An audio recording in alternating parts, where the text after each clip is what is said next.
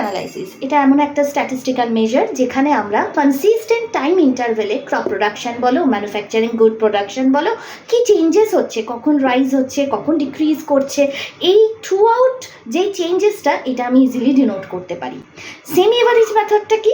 এই মেথডে আমি আমার গিভেন ডেটাকে ইকুয়াল টু হাফসে ডিভাইড করে তার অ্যাভারেজ বার করে আমি একটা লাইন ড্র করব, যেটা কি রিপ্রেজেন্ট করে না আমার অ্যানুয়াল ট্রেন্ডটা, এই অ্যাভারেজ ট্রেন্ড থেকে কখন রাইজ হচ্ছে, কখন ডিক্রিজ করছে, এই যে চেঞ্জটা সেইটা কম্পেয়ার করতে পারি অ্যাভারেজের থেকে কতটা সে চেঞ্জেস হচ্ছে। এর তাহলে ইউজেসটা কি? এইটা mainly time series analysis mainly a very popular tools for business forecasting. যে কোনো ধরনের বিজনেস ইকোনমিক অ্যাক্টিভিটির ফোরকাস্টিং করতে হলে আমরা ইউজ করি। Basis for understanding past behaviour, মানে কোনো প্রোডাকশন বলো, ক্রপ হোক বা ম্যানুফ্যাকচারিং গুডস, আগের ইয়ার প্রিভিয়াস ইয়ারে কেমন ছিল বা 10 বছর আগে কেমন ছিল, এইটা ইজিলি আমি ডিনোট করছি। Forecast future activities, planning and future operations and evaluate current performance, এখন কি হচ্ছে তার বেসিসে ফিউচারে পারফরমেন্স কেমন এটা ডিনোট করি। এস্টিমেট অফ ট্রেড সাইকেলের যখন আপ ডাউন এটা আমি ডিনোট করতে পারছি। টাইম সিরিজ অ্যানালাইসিস আর উইথ প্রোডাকশনের ডেটা দেওয়া রয়েছে। আগে আমি এটা করছি সেমি অ্যাভারেজ মেথডে। তা ডেটাটার ওপর আমি নেক্সট একটা এক্সট্রা কলাম করে নেব, লিখব সেমি অ্যাভারেজ মেথড। আগে দেখে নেব আমার ডেটাগুলো কটা আছে, 1 2 3 4 5 6 7 8 9 10 ইভেন্ট ডেটা আছে। ইভেন্ট ডেটার ক্ষেত্রে কি করব, এই 5টা ডেটা আর এই 5টা ডেটা টোটাল করে অ্যাভারেজ করব। যা ডেটা থাকবে, এটা যদি 6টা থাকে 3টে ভাগ করে নিয়ে আমি লিখে দিচ্ছি। কিন্তু যদি এটা অড ডেটা থাকে তাহলে অড ডেটার ক্ষেত্রে আমার কি হবে, ধরো এটা 9টা ডেটা আছে, 10টা বাদ দিয়ে দিলাম, এই ডেটাটা বাদ দিয়ে দিলাম, তাহলে কি করতাম 1 2 3 4 5 এই ডেটাটা টোটাল করতাম। আবার 1 2 3 4 5 এইটা হয়ে যেত আমার কমন ডেটা। বোঝা গেল? যখন অড ডেটা হবে তখন এইভাবে করতে হবে। যেহেতু এটা ইভেন্ট ডেটা আছে আমার অসুবিধা নেই, 1 2 3 4 5 এই 5টা ডেটা আমি টোটাল করব।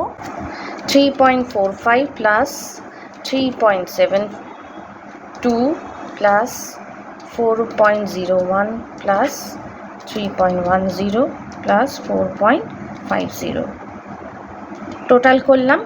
যেহেতু 5টা ডেটা তাই divided by 5 is equal to 3.756 বা 3.76। তাহলে আমি কোথায় লিখব এটা, 1 2 3 4 5 এর মাঝামাঝি নাম্বার, মানে 3 নম্বর ডেটায় 1903-তে। তাহলে এখানে আমার অ্যান্সার হবে 3.76।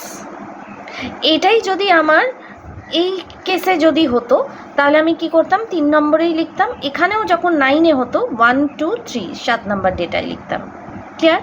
আচ্ছা, এবারে এখানে আমি প্লাস করে দিই, তাহলে 4.5, এখানে তো আমার 10টা ডেটাই ছিল, এটা বাদ দিয়ে 3.95 প্লাস 4.18 লিখবো কোটা 1 2 3 এই নাম্বার ডেটায় 4.182 হয়ে গেল। এবারে আমি গ্রাফ ড্র করার জন্য এই ট্রেন্ড লাইনটা ড্র করব। আমি স্কেল ধরে নিতে পারি আমার হাইয়েস্ট ডেটা কত আছে, হাইয়েস্ট ধরে নিই মোটামুটি এটা আছে, তো হাইয়েস্ট, তাহলে হাইয়েস্ট ডিভাইডেড বাই যদি 10 করি, অলওয়েজ যখন লাইন গ্রাফ বার গ্রাফ যাই করব না কেন, আগেও বলেছি হাইয়েস্ট ডিভাইডেড বাই 10 করে কাছাকাছি রাউন্ড ফিগার। হাইয়েস্ট আছে 4.75 ডিভাইডেড বাই 10 করলে 0.4 হয়, তো আমি কাছাকাছি রাউন্ড ফিগার 0.5 10 এইভাবে রাউন্ড ফিগারগুলো নিতাম। 0.4ও নিতে পারতাম, কিন্তু 0.5 করে আমার ক্যালকুলেশানেও সুবিধা হবে। তাহলে 0.5 করে যদি করি তাহলে আমি আলাদা করে কলম করতে পারি, না হলে ডাইরেক্ট আমি এখানে করে নেব। তো আমি 10 সেন্টিমিটার মতো নিয়ে নিচ্ছি।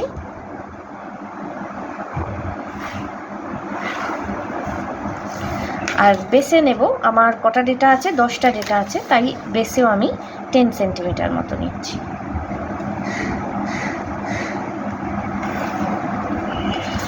আচ্ছা, বেসে আমি ইয়ারগুলো লিখে নিই। আচ্ছা, ইয়ার আমি এখানেও স্টার্টিং থেকে লিখতে পারি, 1901 এখানটায় দিয়ে লিখতে পারি।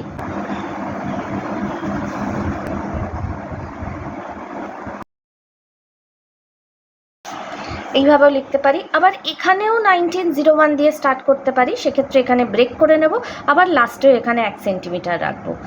ব্যাপারটা একই, তোমার যেটা ইচ্ছা সেটাই করতে পারো। এটা হবে আমার 0।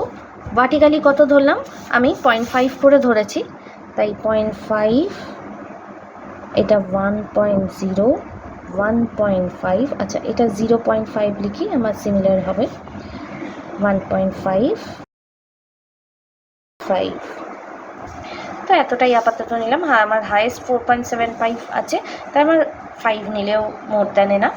তাহলে এবারে যখন আমি ডেটা পুট করব, 1901 3.4 আছে, তো 3.45 ধরো, 3.4 আছে, তো 3.4 মানে এটা যদি 3 হয়, দুটো ঘর মিলিয়ে 3.1, আরও দুটো ঘর মিলিয়ে 3.2, আরও দুটো ঘর 3.3, 3.4, 3.5।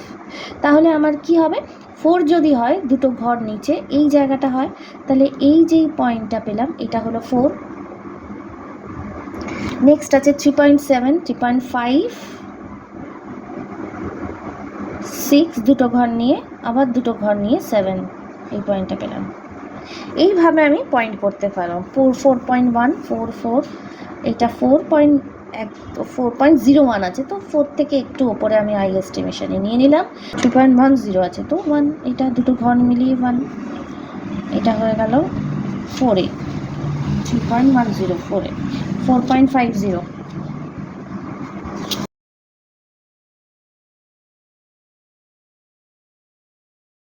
লাস্ট ডেটাতে 4.75, এটা যদি 4.5 হয়, 7, 4.7। এই পয়েন্টসগুলো পেয়ে গেলাম। এবার এই পয়েন্টসগুলো আমি, আচ্ছা লাস্ট থেকে আমি একটা লাইন ড্র করে নিচ্ছি।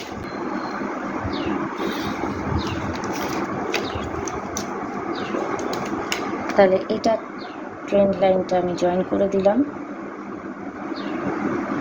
ফ্রি হ্যান্ডেও জয়েন করতে পারি, স্কেলেও জয়েন করতে পারি।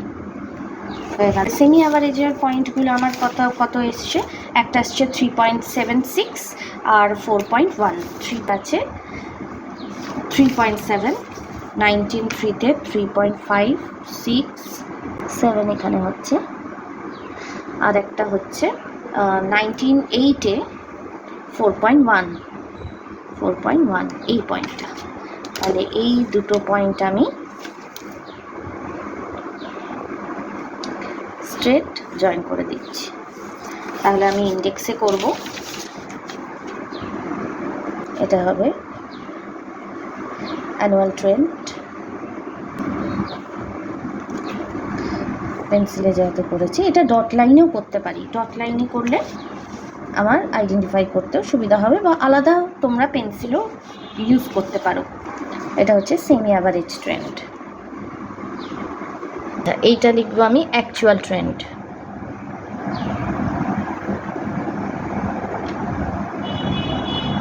পুরোটা হচ্ছে ইন্ডেক্স।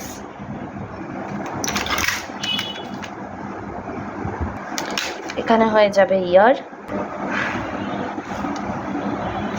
এখানটা হবে আমার ডেটাই ছিল হুইট প্রোডাকশন, মিলিয়ন টন। আচ্ছা, হেডিংটা দেব time series analysis showing the trend of wheat। Question পেপারে যেটা লেখা থাকবে,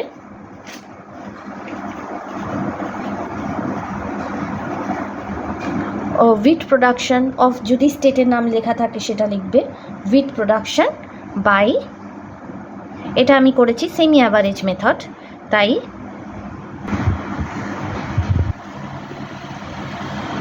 সেমি অ্যাভারেজ মেথড লিখে দিলাম। এই হচ্ছে কমপ্লিট আমার গ্রাফের কাজটা। এখানে অবশ্যই গ্রাফের শেষে আমি স্কেলটা অ্যাড করব। Vertical scale 1 centimetre is equal to 0.5 million ton. ইন্টারপ্রিটেশনটা যখন আমরা লিখব তখন অ্যাকচুয়াল ট্রেন্ডের হাইয়েস্ট লোয়েস্ট কোন ইয়ারে দেখা যাচ্ছে সেটা মেনশন করব, আর সেমি অ্যাভারেজ ট্রেন্ড লাইনটা কোন দিকে, এটা আপওয়ার্ড রাইজিং না ডাউনওয়ার্ড ডিক্রিজিং, এইটা আমাকে মেনশন করতে হবে। এখানে এই ডায়াগ্রামে দেখো, তাই যেহেতু আপওয়ার্ড রাইজিং তাই আমি মেনশন করেছি the semi average straight line smooths out this yearly fluctuation to reveal a steady overall upward growth trend over a 10-year period.